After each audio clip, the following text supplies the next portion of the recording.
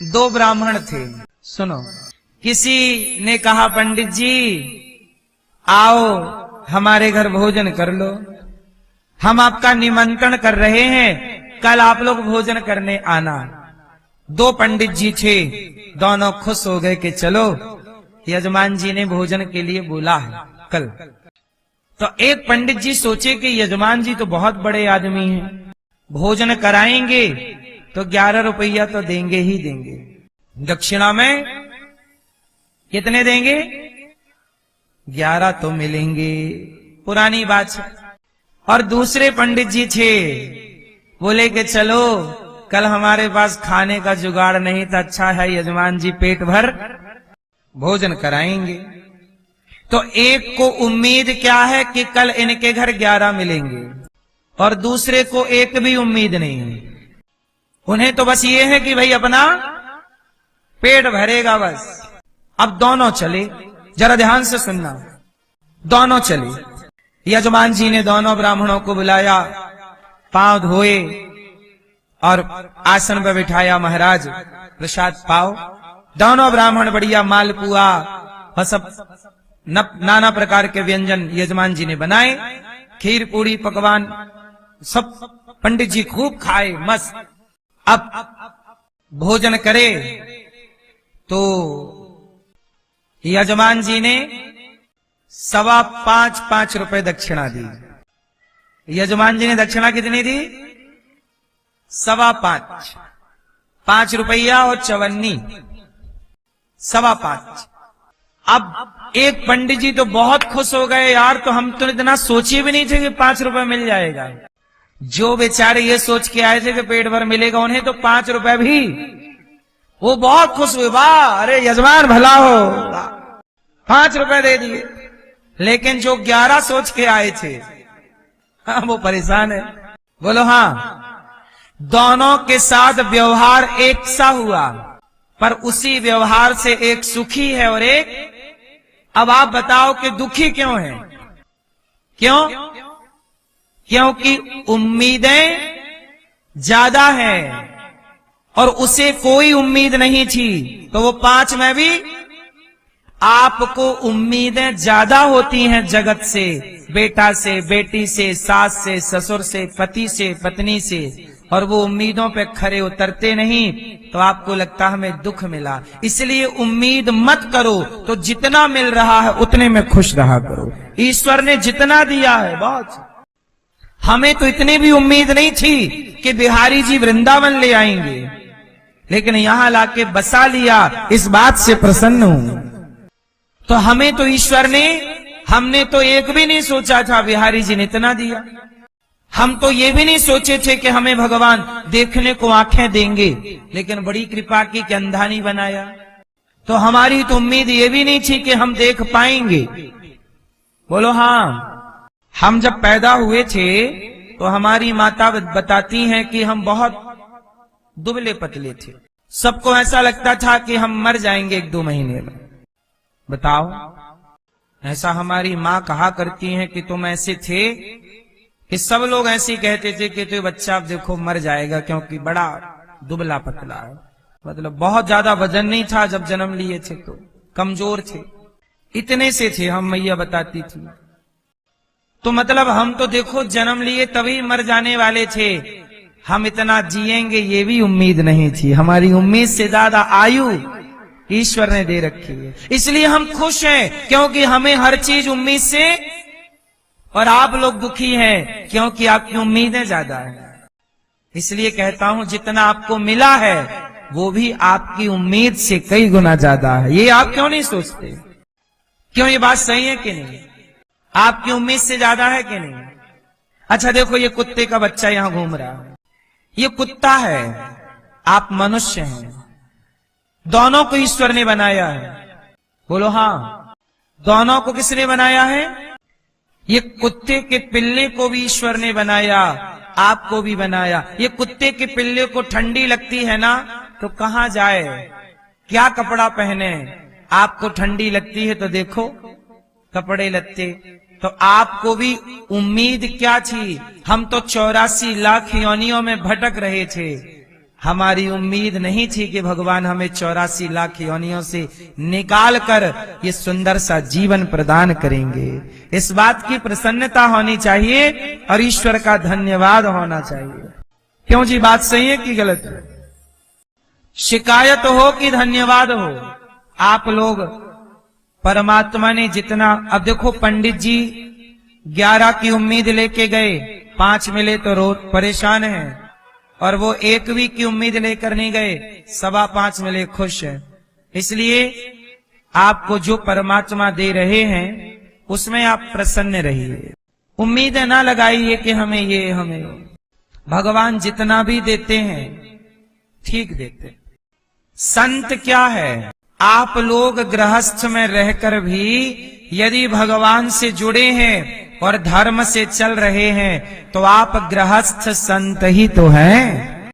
गृहस्थ संत भी तो होता है, स्त्री भी संत होती है। गृहस्थ एक नारी जो अपने धर्म का पालन कर रही हो वो संत ही है। एक पुरुष जो गृहस्थ में रह के भी धर्म का पालन कर रहा हो संत ही है। आप लोगों को लगता है संत का मतलब है सब कुछ छोड़ देना। सब कुछ छोड़ देना संत नहीं है। सब कुछ क्या होता है? क्या पत्नी परिवार छोड़ देना संत है? ना। जिसने पराई स्त्री को देखना छोड़ दिया हो गलत नजर से, जिसने पराये पुरुष को देखना छोड़ दिया हो गलत नजर से, जो पराये धन को देखना छोड़ दे, जो किसी की चोरी करना छोड़ दे, किसी की निंदा करना छोड़ दे, किसी की चुगली करना छोड़ दे, किसी के दोष देखना छोड़ दे, वही संत है। और वो गृहस्थ में भी संभव है। आप किसी की निंदा ना करो, किसी की चुगली, और आप साधु बन के भी निंदा चुगली करेंगे तो काय बात के साधु, काय बात के संत? तो बुराइयों का परित्याग गृहस्थ में रहकर भी किया जा सकता है। बोलो हाँ या ना? मैया बोलो मेरी माँ। बुराई का परित्याग गृहस्थ में रह के किया जा सकता है कि नहीं? जोर से, पीछे वाली मैया, चश्मा वाली मैया, हाँ या ना? कहो मैया। निंदा चुगली तो आप अभी भी छोड़ ही सकती हो, फिर हो गई संत। और क्या? निंदा चुगली छल कपट छोड़ दो, बस यही है साधु का लक्षण। दूसरे का धन, दूसरे की स्त्री, दूसरे का पुरुष ना देखो। सुखदेव भगवान प्रकट हुए और सब छोड़कर चल पड़े। बोले फंसेंगे नहीं, संसार में आप फंसते हैं। अच्छा, गृहस्थ में रहना बुरा नहीं है, पर गृहस्थ में रहते हो। अभिमन्यु चक्रव्यूह में जाना तो जानते थे, पर वापस आना नहीं जानते। ये गृहस्थी चक्रव्यूह है, इसमें जाना भी जरूरी है और आना भी। तो गृहस्थी के चक्रव्यूह में फंसो, पर जैसे फंसे हो वैसे आसानी से निकल भी जाओ, तब तो गृहस्थी सही है। और आपने केवल अभिमन्यु की तरफ फंसना सीखा है तो फिर मृत्यु तो होगी, बेमौत मारे जाओगे। अब आजकल के गृहस्थी लोग ऐसे ही हैं, अभिमन्यु टाइप के। जाना तो सीखे हैं, आना नहीं सीखा। गृहस्थी में गए, अच्छा प्रकृति का हिसाब देखना। चलो मैं आपको गृहस्थी में जाना और वापस आना सिखाता हूं। सिखाऊं? क्या सिस्टम है? पहले ईश्वर की व्यवस्था देखना, फिर आप अपनी अपनी व्यवस्था देखना। सुनो, जब आपका जन्म हुआ तब आप दुकेले थे कि अकेले थे? क्यों मैया? जब आप लोगों का जन्म हुआ तब आप अकेले थे कि 2-3 लोग साथ में थे? बोलो अकेले। अब सुनो, देखो आपकी यात्रा स्टार्ट हो गई। अब आपकी यात्रा में क्या क्या पड़ाव होते हैं वो सब सुनो ध्यान से। जब आपका जन्म हुआ आप अकेले आ गए, यहां आए तो यहां आपको एक मां मिली। बोलो हाँ। एक पिता मिले। बोलो हाँ।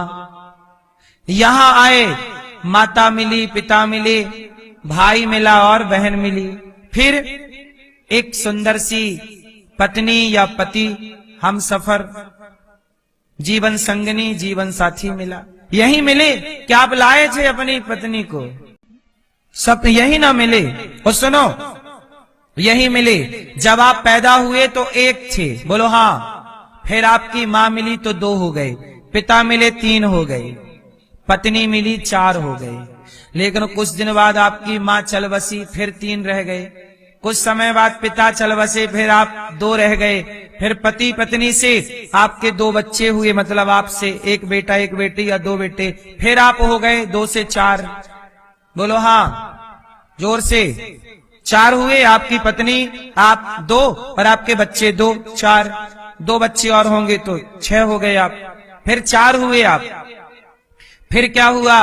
बेटी का ब्याह हो गया, बेटी का, तो बेटी चली गई, आप फिर 3 रह गए, आप, आपकी पत्नी और आपका बेटा। फिर बेटे का ब्याह हुआ तो फिर 4 हो गए, बोलो हाँ। बहू भी आ गई, लेकिन बहू आई तो बहू बोली कि मुझे ये बुढ़िया पसंद नहीं है, चलो अपन चलते हैं। तो बहू आपके बेटे को लेके फरार हो गई, आप फिर रह गए 2, बोलो हाँ। और 2 में तब तक आप लोगों का एक का टाइम आया तो 1 हो गए टें। तो फिर हंस खिलाई, फिर बचा, और आए कितने थे? 1 ही आए थे, और 1 ही रह जाता है आदमी आखिरी जाते जाते। देख लो ध्यान से, यही सच्चाई है।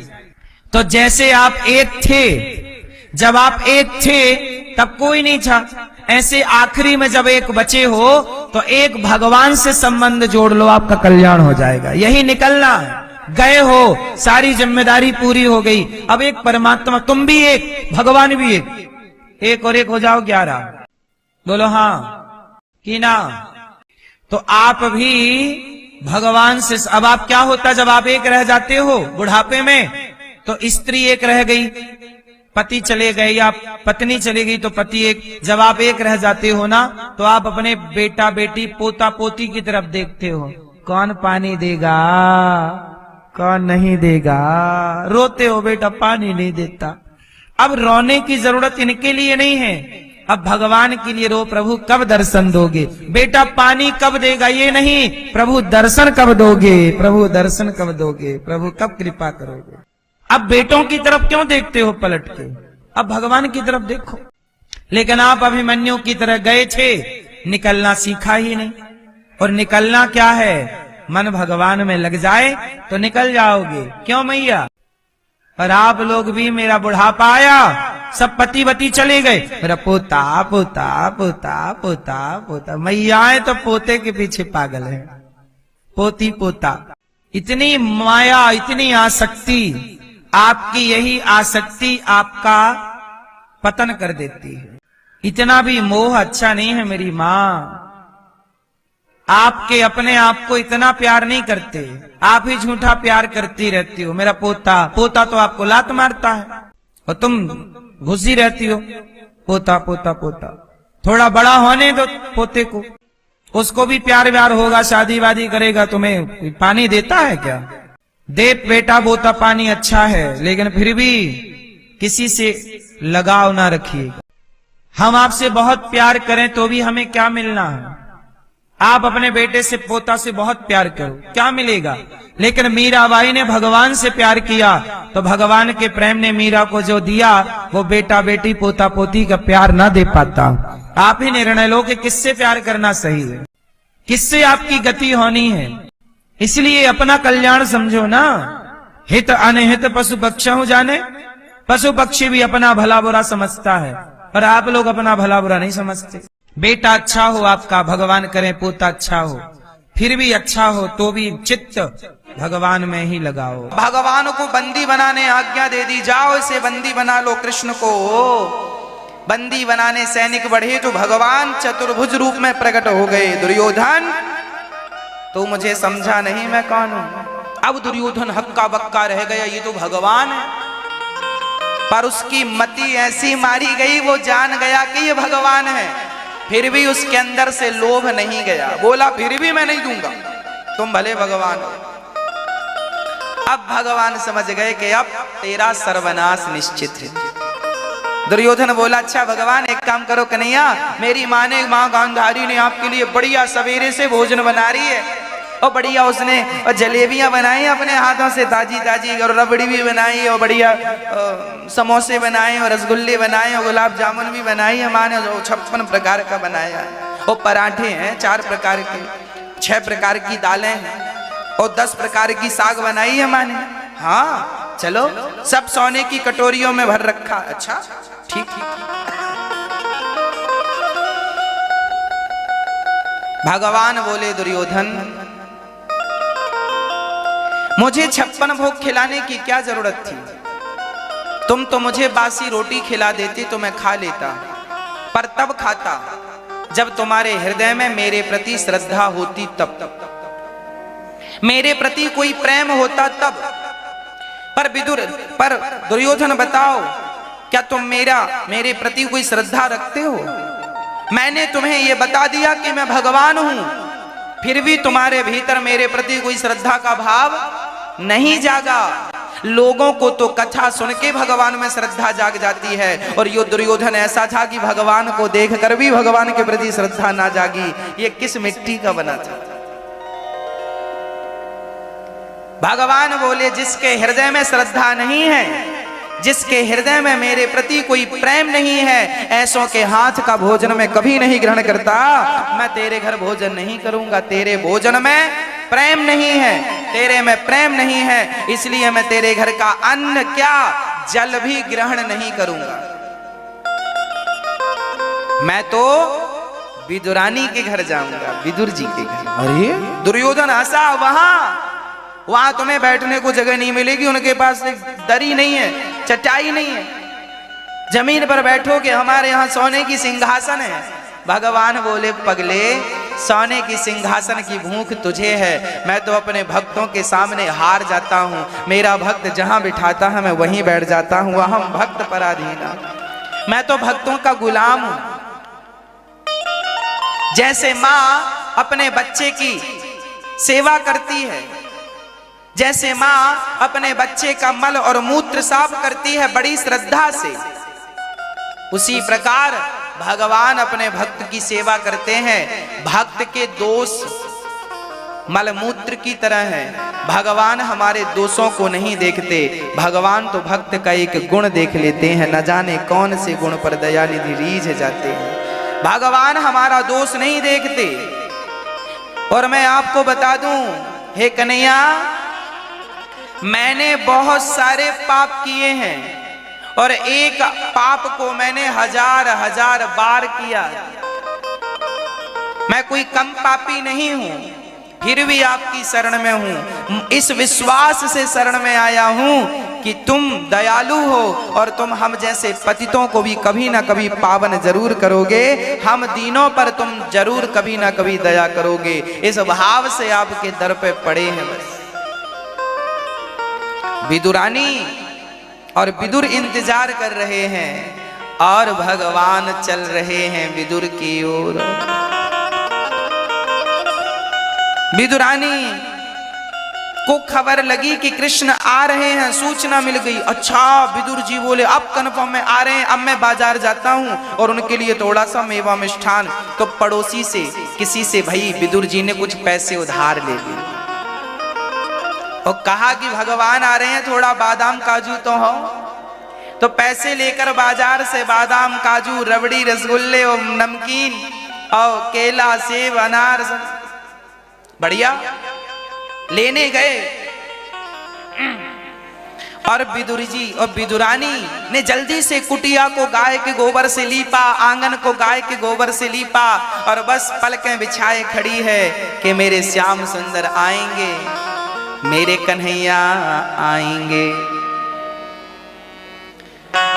विदुरानी कह रही है श्याम सुंदर से, है आपके लिए चौकी कहां से लाऊं? ना सोने की थाल है, ना सोने के बर्तन है, ना खाने को आपको दे रहे हैं।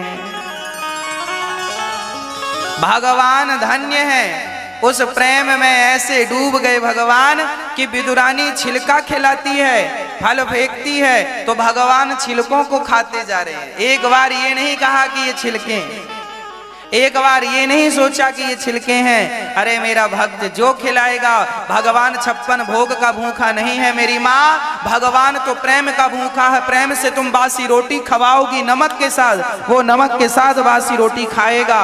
प्रेम के साथ छिलके खवाओ, छिलके खाएगा। भगवान वस्तु का भूखा नहीं, भगवान तो प्रेम के भूखे हैं। राम ही केवल प्रेम प्यारा, जान ले जो जान निहारा। मिलहि न रघुपति बिनु अनुरागा, किए जोग जप ज्ञान विरागा। राम ही केवल प्रेम प्यारा, जान ले जो जान निहारा। राम ही केवल,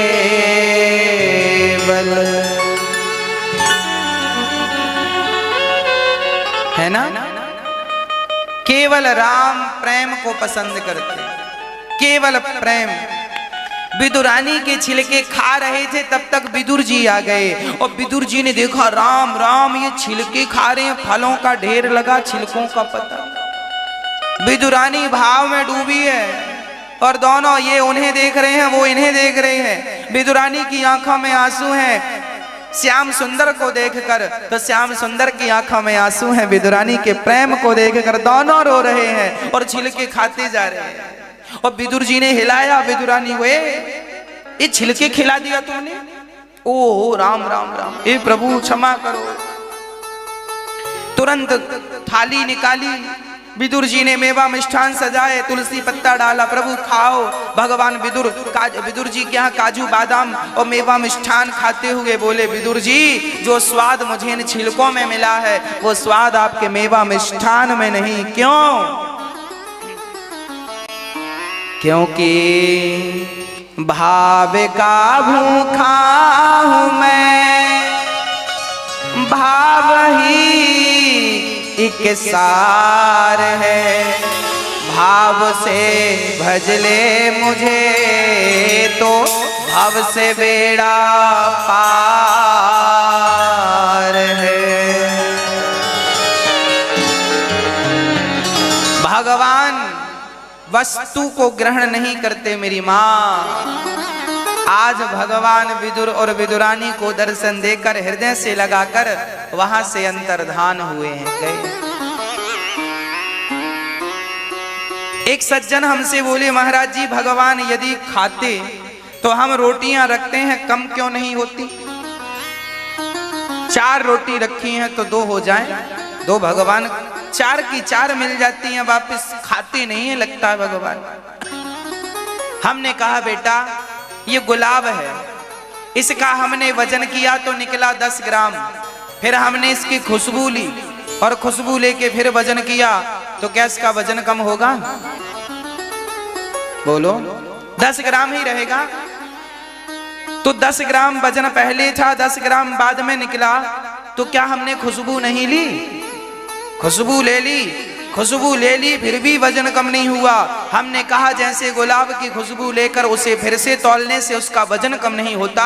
हमने कहा भगवान रोटी को नहीं खाते, भगवान भोजन नहीं करते, भगवान तो उस भोजन की खुशबू और भक्त के प्रेम की खुशबू ग्रहण कर लेते हैं, बाकी प्रसाद आपके लिए छोड़ देते हैं। भक्त के प्रेम की खुशबू भगवान ग्रहण करते हैं। कोई ये कहे भगवान खाते नहीं, खाते हैं। सबका खाना पीना अलग है। गैया गाय घास खाती है, शेर मांस खाता है, भौरा रस पीता है। मछली का खाना पीना अलग है। कुत्ते बिल्ली का खाना पीना अलग है, मनुष्यों का खाना पीना अलग है, उसी प्रकार भगवान का खाना पीना अलग है। भगवान तो भक्तों के प्रेम से ही अपना पेट भर लिया करते हैं। वो प्रेम की खुशबू से, प्रेम से भगवान पेट भरते हैं। जैसे भौरा रस पीकर पेट भर लेता है, ऐसे भगवान भगवान भगवान भक्त के प्रेम से पेट भर लेते हैं। जितना प्रेम करोगे भगवान से उतना पेट आपका भरता, भगवान का पेट भरता जाएगा। आप प्रेम नहीं करते भगवान से तो आपके भगवान भूखे हैं। अभी प्रेम करोगे भगवान से, जैसे अपने पुत्र से प्रेम करते हो, बेटी से, बेटे से, दुकान से, मकान से, पति और पत्नी से प्रेम करते हैं, माता और पिता से प्रेम करते हैं, वैसे ही प्रेम भगवान से हो। जब प्रेम भगवान से होगा, प्रेम जब अनंत हो गया, तब राम राम संत हो गया। केवल प्रेम करने से भगवान मिल जाएंगे। इसलिए भगवान को याद किया करो, भगवान से रिश्ता जोड़ा करो। भगवान ही हमारे हैं। विदुरानी भगवान को अपना मान लेती हैं, उनका दुख दूर हो जाता है। हम भी भगवान को अपना मान लें और कहें कि मेरा तो श्याम से ही नाता है और किसी से कोई नाता नहीं, कोई रिश्ता नहीं। हमें ज्यादा रिश्ते बनाने भी नहीं चाहिए। आप लोग तो बहुत बनाते हैं। आपके यहाँ जो शादी का कार्ड कहां कहां से आता है? आपकी नानी के, मौसी के, लड़का के, नाना के, फूफा के, ताऊ के घर से भी शादी का कार्ड आ जाता है। इतना लंबा निभाते हो। ज्यादा रिश्तेदारी में ना फंसा करो। हाँ, केवल भगवान से नाता हो। जमाने की रिश्तेदारी काम नहीं आने वाली। आपसे रिश्ता ना टूटे, आप कभी छूटे ना, ऐसी प्रार्थना करो। जब भगवान सारी लीला को समाप्त करके गए, तब विदुर जी, उद्धव जी, मैत्री जी के पास गए। आप बताएं भगवान सृष्टि क्यों करते हैं? सारी दुनिया सुख का प्रयास करती है, दुख क्यों मिलता है? कारण है ना संसार के प्रति। सारी दुनिया सुख चाहती है पर दुख ही मिलता है। विदुर जी ने कहा ये संसार, और मैत्री जी ने कहा संसार दुखालय है, इसलिए दुख मिलता है। संसार का नाम ही दुखालय। भगवान नारायण ने ब्रह्मा को प्रकट किया। ब्रह्मा जी से मनु और शत्रुपा का प्रादुर्भाव हुआ। मनु शत्रुपा की 5 संतानें हुई, 3 बेटियां 2 बेटे। आकुति, देवहूति, प्रसूति 3 बेटियां, प्रियव्रत, उत्तानपाद नाम के 2 बेटे। आकुति का विवाह रुचि प्रजापति से हुआ, देवहूति का विवाह करदम जी से हुआ। करदम जी की 9 बेटियों का विवाह ब्रह्मा जी के 9 बेटों से करके, और करदम जी जब जाने लगे तो कहा माता देवहूति ने, मेरे लिए कोई सहारा तो हो। तब एक पुत्र हुआ है करदम जी का, नाम है कपिल भगवान। भगवान के 24 अवतारों में एक अवतार ये भी है कपिल जी का। भगवान कपिल देव जी जब हुए तो इनके पिता करदम जी घर से वैराग्य लेकर मन भगवान में लगा कि उन्होंने आत्म कल्याण किया। इन कथाओं से हमें ये प्रेरणा मिलती है, ये शिक्षा मिलती है हम भारतवासियों को कि देखो, जब बच्चे बड़े बड़े हो जाएं, बेटा समझदार हो जाए, बिटिया समझदार हो जाए, शादी विवाह दोनों का हो जाए, तब आप घर परिवार से अपना मोह जितना कम कर सकते हो कर लेना। यही अवसर है मोह और ममता को कम करने का। नहीं तो बुढ़ापे में मोह ममता कुछ ज्यादा बढ़ती है।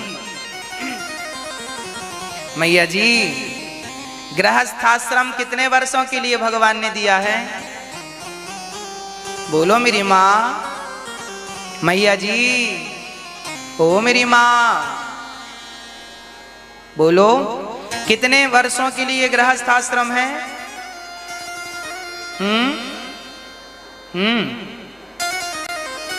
गृहस्थाश्रम केवल 25 वर्षों के लिए, 25 वर्ष तक ब्रह्मचारी, 25 वर्ष तक गृहस्थ, 25 वर्ष तक वानप्रस्थ और 25 वर्ष तक सन्यास, है ना। आपकी उम्र 50 साल हो गई, इसके बाद तो गृहस्थ से मुख मोड़कर भगवान की तरफ अपना मुख कर लेना चाहिए पूर्ण रूप से। 50 वर्ष के अभी आप नहीं हैं, चलो हम 50 वर्ष से कुछ ज्यादा समय आपको दे रहे हैं। जब तक आपकी बेटी का और जब तक आपके बेटों का विवाह ना हो जाए तब तक गृहस्थ जीवन में रहना। इसका अर्थ ये बिल्कुल नहीं है कि आप पत्नी को छोड़कर चले जाएं। मैं ये बिल्कुल नहीं कहना चाहता कि अपनी पत्नी को त्याग दो ना। मैं ये कहना चाहता हूं कि जब आपकी बेटी का विवाह हो जाए, आपके बेटे का विवाह हो जाए, आपकी उम्र भी तब तक 50-55 साल की हो जाएगी और ज्यादा लो तो 60 साल की हो जाएगी। वो माता पिता बच्चों के सबसे बड़े दुश्मन माने जाते हैं। माता शत्रु पिता वैरी ये न वालो न पाठिता न शोभते सभा मध्य हंस मध्य वको यथा।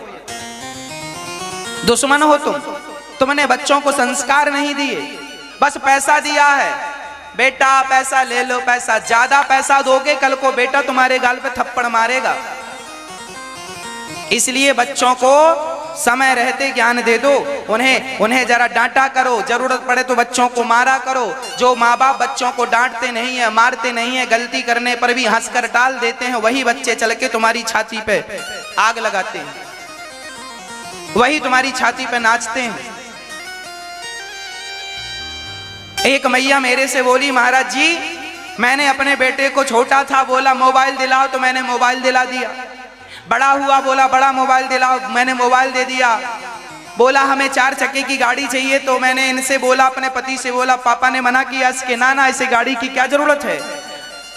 तो मैंने कहा इतना पैसा किसके लिए है, बच्चा एक ही तो है बेटा, 4 चक्के की गाड़ी। अब ये 4 चक्के की गाड़ी में कॉलेज जाता है।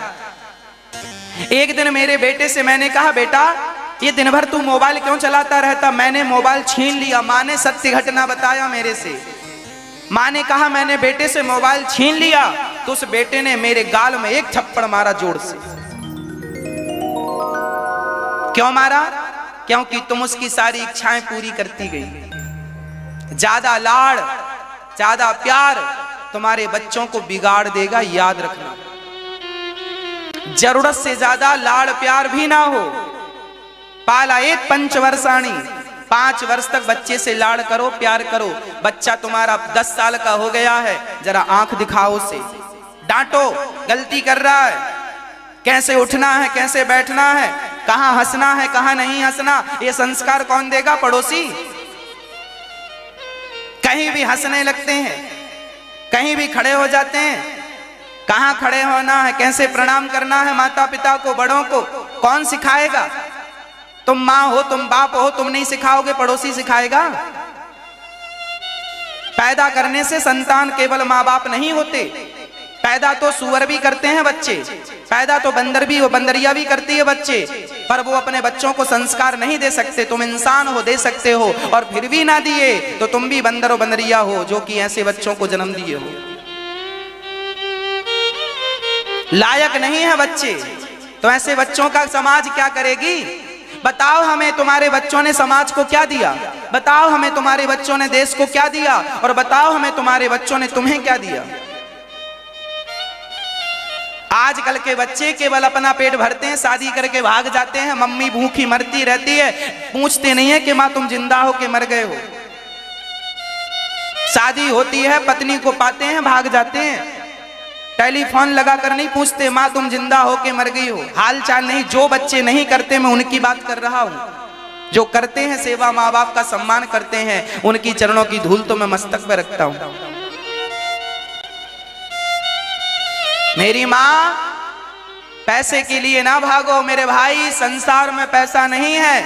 कल को ये पैसा बहुत होगा पर तुम रोओगे कि मेरे बेटे लायक नहीं बने, नालायक हो गए। कल को कोई ये नहीं पूछेगा कि तुम्हारे बैंक में बैलेंस कितना है, लोग यही पूछते हैं तुम्हारा बेटा करता क्या है, तुम्हारा बेटा सेवा करता है? बोलो, सेवा करता है यदि आपका बेटा। चाणक्य ने बहुत बढ़िया बात कही है, सुनना। चाणक्य ने एक बात कही है, कान खोल के सुनिएगा। चाणक्य ने कहा है, जिस पुरुष की पत्नी आज्ञाकारी है और जिस पिता की संतान आज्ञाकारी है, वह पुरुष इस दुनिया का सबसे अमीर पुरुष है। जिसकी पत्नी आज्ञाकारी है और संतान आज्ञाकारी है, वह दुनिया का सबसे अमीर व्यक्ति है। और लोगों के पास करोड़ों की प्रॉपर्टी हो पर बेटा सुनता नहीं, पत्नी सुनती नहीं, तो ऐसी प्रॉपर्टी का करोगे क्या जहां कोई तुम्हारी आज्ञा का पालन ही नहीं करता? तुम्हें शांति मिलेगी? इसलिए कहता हूं मेरी मां, समय रहते चेत जाओ, जाग जाओ, नहीं तो सिवा पश्चाताप के कल को कुछ और नहीं होगा। एक मैया मेरे पास आई और रोने लग गई। मैंने पूछा, मां क्यों रोती हो? उन्होंने कहा, महाराज इसलिए रोती हैं कि समय रहते हमने अपने बच्चे को संस्कार नहीं दिए, लाड़ प्यार में बच्चा बिगड़ गया, हमने 2 थप्पड़ कभी नहीं मारे उसे।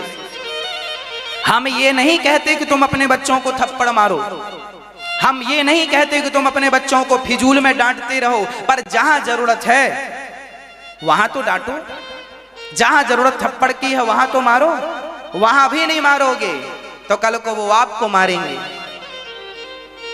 इसलिए शास्त्र के अनुसार चलोगे तो सुखी रहोगे। आज का व्यक्ति सुखी क्यों नहीं है? क्योंकि मनमुखी जिंदगी जी रहा है, शास्त्रों के आधार पर कोई जीवन नहीं है, मनमुखी हो गया है व्यक्ति आज का। इसलिए वह माता पिता शत्रु हैं जो अपने बच्चों को संस्कार नहीं देते। इसलिए माँ बाप की पहली जिम्मेदारी है कि आप अपने बच्चों को पहले क्या दें। और मेरी माँ एक बात और सुन लो, संस्कार देना है तो अपने बेटी और अपने बेटों को गौरी गोपाल वृद्धाश्रम लाना। जब यहाँ वृद्ध माओं का दर्शन करेंगे आपके बच्चे और इनका आशीर्वाद लेंगे तो बच्चों के अंदर ये संस्कार जागेगा कि देखो आपको अपनी माँ को नहीं छोड़ना, देखो यहाँ वो माएँ हैं जिनके बच्चों ने छोड़ दिया। क्या तुम भी ऐसे बनोगे? ये एक यूनिवर्सिटी है जहां बच्चों को ये शिक्षा मिलेगी कि माँ बाप की सेवा करनी चाहिए। लाया करो बच्चों को गौरी गोपाल वृद्धाश्रम, मेरी माओ का आशीर्वाद दिलवाया करो। इन माओ के आशीर्वाद से बच्चों के संस्कार बनेंगे।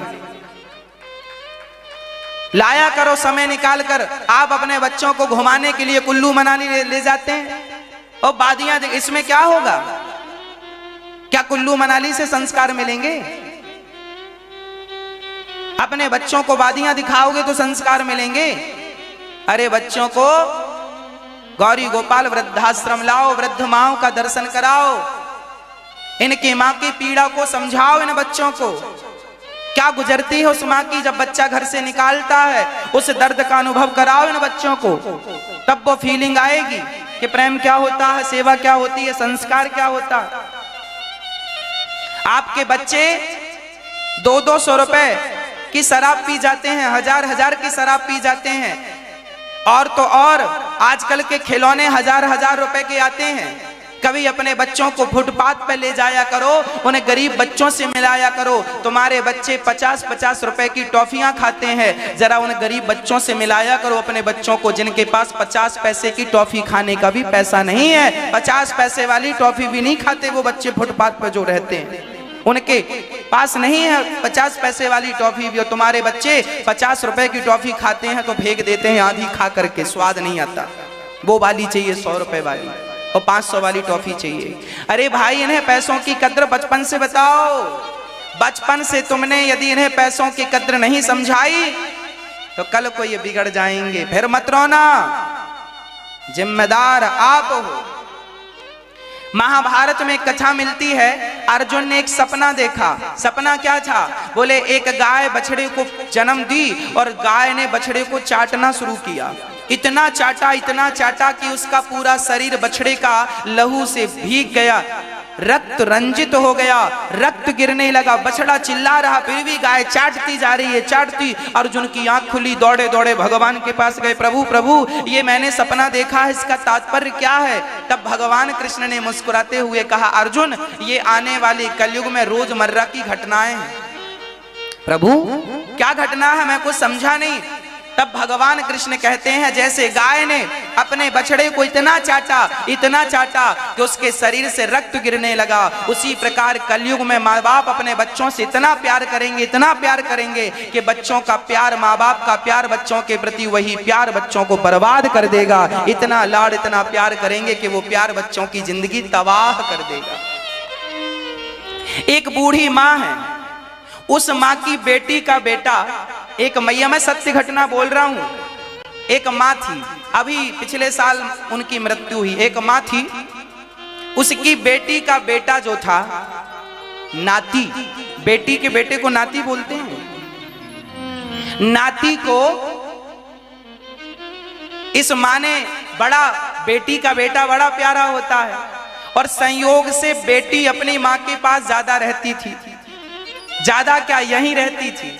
और उसी समय बेटा हुआ, तो बेटा थोड़ा बड़ा हुआ, घुटनों के बल चले, तो दादी पकड़ के गोदी पे बिठा ले, मेरा पोत, मेरा नाती नाती नाती नाती, तो छाती से चिपकाए घूमती रहे छाती, बेटा बेटा बेटा। वो उसे चलने नहीं दिया, वो खड़ा होए तो पकड़ के, ना गिर जाएगा, फिर उठा के गोद में बिठा ले। वो चलना चाहे तो पकड़ के गोद में बिठा ले। सच बोल रहा हूं, ये बिल्कुल सत्य घटना है। उस स्त्री ने अपने नाती से, अपने पोते से इतना लाड़ किया, इतना प्यार किया, वो चले तो चलने ना दे, खड़े हो तो खड़े ना लगे कि गिर ना जाए, चोट ना लग जाए, गोद पे बिठा ली। अंत में वो बच्चा लंगड़ा हो गया, विकलांग हो गया। जब उसके हाथ पांव विकसित होने वाले थे, चलने की कोशिश करता था, चलने नहीं दिया, खड़े होने की कोशिश करता था, खड़ा नहीं होने दिया। अंत में शरीर का विकास तो हो गया, पर पांवों का विकास ना होने से विकलांग हो गया। ये सत्य घटना बोल रहा हूं। आपके अधिक लाड़ ने उस बच्चे की जिंदगी तबाह कर दी। अरे मेरी माँ, बच्चे चलते हैं, गिरते हैं, खड़े होते हैं, इससे मजबूत होते हैं। गिरेंगे नहीं तो मजबूत कहां से होंगे? थोड़ा तो गिरेंगे बच्चे, खड़े होंगे, गिरेंगे, उठेंगे, बैठेंगे, फिर खड़े होंगे, फिर कोशिश करेंगे अपने से। कई माँ बाप ऐसे हैं, बच्चे खड़े होने की कोशिश करते हैं तो माँ बाप को लगता है गिर ना जाए उठाकर, अरे तुम क्यों हाथ लगा रहे हो, उन्हें खड़ा होने दो। आप ज्यादा कमा के ना दो बच्चों को, थोड़ा उनको खड़ा होने दो, उनको कमाने दो, उनकी भी कमाई जरा देखो कैसे कमाते हैं। बार बार आप सपोर्ट करोगे तो बच्चे अकर्मण्य हो जाएंगे, बच्चों का फ्यूचर खतरे में हो जाएगा, अंधकार में चला जाएगा। इसलिए माँ बाप को भी सावधान रहना है। कल को रोने मत बैठ जाना, तुमने संस्कार नहीं दिए, इसमें गलती किसकी है? क्यों नहीं कथा सुनवाई अपने बच्चों को? क्यों कथा से वंचित रखा? क्यों नहीं गीता पढ़ाई? क्यों नहीं रामायण पढ़ाई बच्चों को? और अब रोते हो कि बेटे सेवा नहीं करते।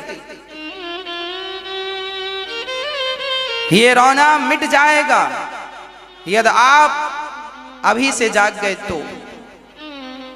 एक जंगल में एक सर्कस था, सर्कस में 12 शेर थे। सरकार ने कहा शेर बंद करो, सर्कस बंद करो, शेरों को जंगल में छुड़ाओ। सर्कस जिनका था उन्होंने सारे शेरों को जंगल में छुड़ाया। पता चला 15 दिन बाद उन 12 शेरों में 8 शेरों को जंगली कुत्तों ने खा लिया। कुत्तों ने शेर को खा लिया। हाँ, पता लगाया भाई ये कैसे पॉसिबल हुआ। बोले वो शेर जो थे वो बने बनाए मांस को खाने के आदी हो गए थे, टुकड़ों पे पलने के आदी। सर्कस का शेर था ना, तो रोज मांस मिलता था, शिकार करने का टैलेंट भूल गए थे। और बाद में कुत्तों ने सोचा भूखे मरना है, इनको ही मार के खाओ, तो कुत्तों ने शेर का शिकार कर लिया और कुत्ते जीत गए। मेरी माँ, जो माँ बाप अपने बच्चों को बैंक बैलेंस बना के देते हैं, जो माँ बाप अपने बच्चों को प्रॉपर्टी इकट्ठा करके देते हैं, एक्चुअली वो माँ बाप अपने बच्चों को सर्कस का शेर बनाते हैं, जो तुम्हारे टुकड़ों पे पलते रहेंगे जीवन भर, खुद के कमा के खाने का टैलेंट भूल जाएंगे। इसलिए बच्चों को स्वावलंबी बनने दो, आत्मनिर्भर बनने दो, उसके लिए उनको बढ़ने दो आगे। योग्यता दे दो, टैलेंट दे दो, काबिलियत दे दो, उस मार्ग पे उनको आगे बढ़ने दो। आपने जो धन कमाया है जीवन भर, उस धन का कुछ हिस्सा तो बेटे को दे दो, बाकी अपने हाथ से पुण्य करना, अपने हाथ से दान करना। यही हमने धन क्यों कमाया है? बच्चों के लिए। बच्चे खुद क्यों नहीं कमाएंगे? हम क्यों कमा के बच्चों को दें? आज संपूर्ण भारत की यही मानसिकता है एक आदमी दिन भर कमाता किसके लिए? बच्चों के लिए। अरे पागल, पढ़ा लिखा दिया, अब काहे तुम बच्चों के लिए कमा रहे हो? अब अपने लिए कमाओ, अपने हाथ से दान पुण्य करो, वही तुम्हारी संपत्ति होगी। बच्चों को तुम करोड़ों की प्रॉपर्टी दे दोगे तो भी बच्चे यही कहेंगे मेरे बाप ने कुछ कम दिया, उसको ज्यादा दे दिया, इसको ये दे दिया। तुम 1-1 करोड़ दे देना बेटों को, और 2 बेटे होंगे तुम्हारे तो उनको शिकायत बनी रहेगी मेरे बाप ने थोड़ा सा कम दिया, जबकि तुमने 1 करोड़ दिया, जबकि तुमने 10 करोड़ दिया, फिर भी शिकायत। देख लो तुम करोड़ों दो और तुमने किसी भूखे को 100 रुपए का पेट भर भोजन करा दिया तो तुम्हारे रोम रोम से दुआ निकालेगा, वाह मुझे इसने पेट भर रोटी खवाया। बेटे को करोड़ दोगे तो संतोष नहीं होगा, और किसी भूखे को 100 रुपए का भोजन कराओगे तो दिल से दुआएं देगा। आज के लोग पागलों की तरह जीवन जी रहे हैं, बस बेटा बेटा बेटा बेटा बेटा, रे राम राम राम राम राम राम। पशु पक्षी भी इतनी चिंता नहीं करते अपने बच्चों की जितनी तुम किए जा रहे हो इंसान होके।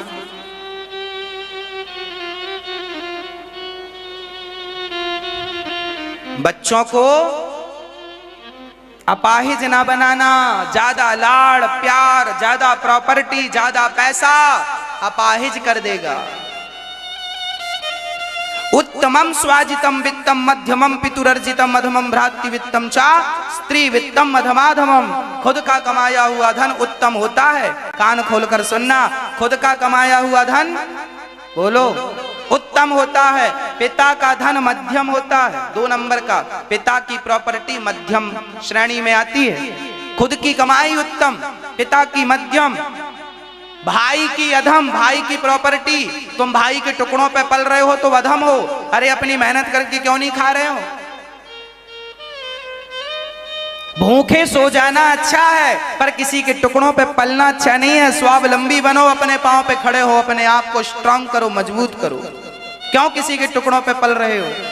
उत्तमम स्वाजितम वित्तम मध्यमम पितुरर्जितम अधमम भ्रातृ वित्तम चा। भाई का धन अधम और स्त्री का धन, दहेज का धन अधम से भी अधम। और आजकल लोग अधम को ही चाहते हैं, इतना दहेज मिल जाए, इतना दहेज मिल जाए। इसलिए सावधान सावधान सावधान हो जाना। पांडवों ने खुद संपत्ति कमाई है, कौरवों ने निकाल दिया था तो इंद्रप्रस्थ में जाकर खुद हल जोता है। धर्मराज युधिष्ठिर ने खुद खेत को हरा भरा किया, खूब मेहनत की और पूरी हरियाली हो गई, आनंद हो गया। और दुर्योधन बस दूसरों के धन पे कब्जा करना जानता था, मेहनत नहीं करता था, बस कब्जा करना, और जो कब्जा करता था उसका सत्यानाश हो गया। इसलिए दूसरों की 1 करोड़ रुपए यहां पड़ा हो और वो किसी और का है, मेरा नहीं है, तो मुझे वो करोड़ रुपए देखने भी नहीं चाहिए। वो तो माटी है, मेरी मेहनत का जो है वो मेरा है। बाकी यहाँ पड़ा हो आप सोने चांदी से भर दो, वो मेरा नहीं है, जो मेहनत का है वो मेरा है। बस अपनी मेहनत पर विश्वास रखो, अपने आप में विश्वास रखो, अपना मन लगा के कमाओ, मन लगा के काम करो। बस संस्कार देना ना भूलना। इसलिए कहता हूं बुढ़ापे में कुछ धन बचाना, ताकि चारों धाम तुम कर सको और तुम्हें किसी के सामने हाथ झोली ना फैलाना पड़े। माता देवहूति ने कहा, प्रभु मेरा मन बहुत अशांत है, मैं क्या करूं कि मन शांत हो जाए। कपिल भगवान कहते हैं, मां मन को शांत करने के कुछ उपाय हैं। क्या उपाय हैं? तितिक्षवः कारुणिकाः सुहृदः सर्वदेहिनां अजातशत्रवः शान्ता साधवः साधुभूषणाः। तितिक्षवः, हम सबको कैसे बनना है? माँ मन उन्हीं का वश में है जो सहनशील है। मन किनका वश में है? जो सहनशील है। आप सहेंगे नहीं सुख और दुख को, हानि और लाभ को, तो मन कैसे वश में होगा? मन को वश में करने के लिए कीर्तन करना पड़ता है, मन को वश में करने के लिए अभ्यास करना पड़ता है। आज सारी फसाद की जड़ मन ही तो है। भक्ति में मन ही तो नहीं लगता, भगवान से मन ही तो नहीं मिलने देता। आज जितने लोग बिगड़ रहे हैं, रास्ता भटक रहे हैं, किसके कारण? मन के कारण। किसी का मन गंदी जगह में जा रहा है, किसी का मन गंदी चीजों को खाने में जा रहा। अरे मन ही तो जा रहा है। मतलब विनाश का कारण क्या है? दुर्दशा दुर्गति का कारण भी मन है और सदगति का कारण भी मन है। अब देख लो कि मन यदि संसार में लगेगा तो दुर्गति होगी और मन भगवान में लगेगा तो सदगति होगी। मन ही दुर्गति है, मन ही सदगति है। जैसे चाबी से ताला बंद हो जाता है और चाबी से ताला, उसी चाबी से ताला खुल जाता है। मन को संसार में लगाओगे तो बंधन में बंध जाओगे और मन भगवान में लगाओगे तो संसार के बंधन से मुक्त हो जाओगे। मन कहाँ लगाना है मर्जी आपकी। अच्छा, मन कैसे वश में हो? आप लोग कहते हैं महाराज जी हम पूजा करते हैं हमारा मन नहीं लगता। अरे भैया, मन तो सबका ही नहीं लगता। कौन है जिसका मन लग रहा है? मन ना लगे तो भी भगवान का चिंतन करते रहो, तो भी भगवान की भक्ति करते रहो, माला जपते रहो, कथाएं सुनते रहो। जैसे बच्चा पहली बार स्कूल जाता है पढ़ने के लिए, छोटा सा तो रोता है स्कूल नहीं जाएंगे, स्कूल नहीं जाएंगे। माँ उसे मार मार के बिठाती है गाड़ी पे, स्कूल जा। और धीरे धीरे जब स्कूल जाता है तो जाते जाते उसका मन लगने लगता है। वही जो स्कूल जाने से रोता था वही फिर बाद में पढ़ लिख कर मन लगा कर पढ़ता है तो IAS IPS बन जाता है, बड़ी बड़ी पोस्टों में चला जाता है। पहले मन नहीं लगा, बाद में मन लग गया तो फिर मन हटा नहीं। उसी प्रकार पहली बार आपका मन भजन में नहीं लगेगा, पहली बार आपका मन माला जप में नहीं लगेगा, पहली बार मन कथा में नहीं लगेगा। अभ्यास करो, नहीं लगे मन तो भी कथा सुनो, नहीं लगे मन तो भी माला जपो भगवान के नाम की। धीरे धीरे अपने आप आपका मन कंट्रोल हो जाएगा। बस में जाएगा कहां? समस्या लोग ये कहते हैं महाराज जी मन नहीं लगता तो हम माला नहीं जपते। अरे भैया, मन किसका लगता है? कौन है जिसका पहली बार में मन लग गया हो?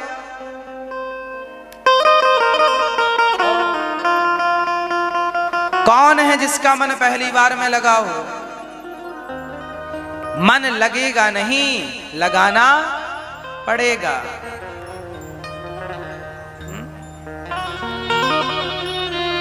इसलिए मन लगाया करिए।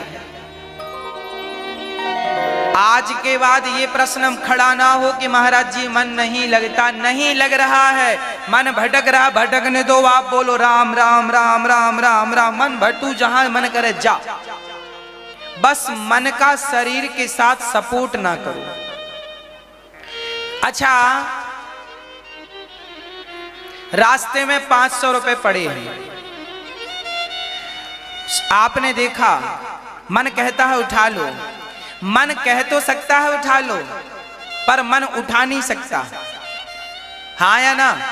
उठाएगा कौन? कौन उठाएगा? आपका हाथ उठाएगा। जब तक आप झुकेंगे नहीं, हाथ नहीं लगाएंगे। भाई मन थोड़ी, मन तो जड़ है। मन तो कह सकता है, मन कर नहीं सकता। उसी प्रकार मन आपका भटक सकता है, उसे भटक सकता है तो भटकने दो। आप तो अपनी क्रिया करते रहो। मन के कहने से क्रिया ना कर लेना। मन कहता है ये कर लो, तुम करने ना लग जाना, फिर नुकसान होगा। मन जाए सो जा, भटके सो भटक, पर आप तो माला जपो, आप तो नाम जपो। कितनी देर भटकेगा, कितने दिन भटकेगा? करत करत अभ्यास। पर अपमान को बर्दाश्त करके समाज में रहना, ये आपको महान बनाएगा। अभी तो आपका अपमान हो रहा है, सहते रहो, सहते रहो। जैसे पत्थर चोट सहता सहता एक दिन मूर्ति बन जाता है और मूर्ति बनकर भगवान बनकर पूजता है। तुम भी समाज की ठोकर खाते रहो, खाते रहो, खाते रहो। जब खाते खाते निखर जाओगे तो समाज तुम्हें पूजने लगेगा। वाह, ऐसी सहनशीलता, ऐसी सहनशीलता। इसलिए सहने की आदत होनी चाहिए, बात बात पे विवाद और झगड़ा ना हो, थोड़ा सहा करो। ये हमारे ग्रंथ हमें आंखें खोलते हैं हमारी। शंकर जी ने कोई उत्तर नहीं दिया। आप लोग भी हर बात का उत्तर ना दिया करो। कोई आपको गाली दे, तू गधा है, क्या इस बात का उत्तर देना जरूरी है? अब आप झगड़ा करने लग जाते, हमें गधा का, हमें गधा। अरे भैया ये बताओ, क्या तुम गधे हो? जब तुम गधे हो नहीं तो फिर उसकी बात का बुरा क्यों मान रहे हो? और बुरा मान रहे हो मतलब तुम गधे हो, क्योंकि अब आप तुम एक्सेप्ट कर रहे हो, स्वीकार कर रहे हो। क्यों स्वीकार किया आपने ये बात कि तुम गधे हो? कहने देते ना लोगों का तो मुंह है, कुछ भी बोलते, बोलने तो। किस किस का मुंह पकड़ोगे, किस किस का मुंह बंद करोगे? इसलिए लोग क्या कह रहे हैं परवाह ना किया करो। अच्छा ये बताओ, आप प्याज खाएंगे तो डकार किसकी आएगी? प्याज की। लहसुन खाएंगे डकार किसकी आएगी? मूली खाएंगे डकार किसकी आएगी? जो खाता है वही डकारता है। आप स्वयं गधे होंगे इसलिए आप गधा दूसरे को समझ रहे हैं। जो व्यक्ति स्वयं समझदार होता है वो दूसरों को भी समझदार ही। जो जैसा चोर गवार संत मुनि ज्ञानी, जस आपन तस दूसर जानी। चोर सबको चोर ही समझता है, गवार सबको गवार ही समझता है, दुष्ट सबको दुष्ट ही समझता है, पापी सबको पापी ही समझता है। और स्वयं भक्त यदि कोई होगा तो सबको भक्त ही समझेगा कि ये सब भक्त हैं। जो जैसा होता है वो सामने वाले को वैसा। कोई गधा कहे आपको बुरा ना मानना, बेचारा खुद गधा है, इसलिए उसके मुंह से ऐसे गधे जैसे शब्द निकल रहे हैं। कोई आपको बेवकूफ कहे, समझ लेना वो खुद बेवकूफ है। कोई आपको मूर्ख कहे, समझ लेना वो खुद मूर्ख है। आप उत्तर ना दिया कर। आज पूज्य श्री अनिरुद्धाचार्य जी महाराज ने हम सभी लोगों को बहुत ही उत्तम एवं शिक्षाप्रद कथा सुनाई है। आशा करता हूं कि इस शिक्षाप्रद कथा से हम सभी लोग कुछ न कुछ शिक्षा अवश्य ग्रहण करेंगे और अपने जीवन को सुखी और सात्विक बनाने का प्रयास करेंगे। मित्रों, अगर आपको यह शिक्षाप्रद कथा पसंद आई हो तो वीडियो को लाइक करें और अधिक से अधिक लोगों को शेयर भी करें, जिससे और भी लोग महाराज जी की इस शिक्षाप्रद कथा से शिक्षा लेकर अपने जीवन को सुखी बना सकें। मित्रों, अगर आपने अभी तक हमारे चैनल को सब्सक्राइब नहीं किया है तो हमारे चैनल को तुरंत सब्सक्राइब भी कर लें, जिससे आपको नोटिफिकेशन के माध्यम से महाराज जी के शिक्षाप्रद कथा तुरंत प्राप्त हो सकें। मित्रों, तो कल फिर किसी शिक्षाप्रद कथा के साथ आप लोगों के समक्ष प्रस्तुत होंगे। तब तक के लिए जय श्री राधे।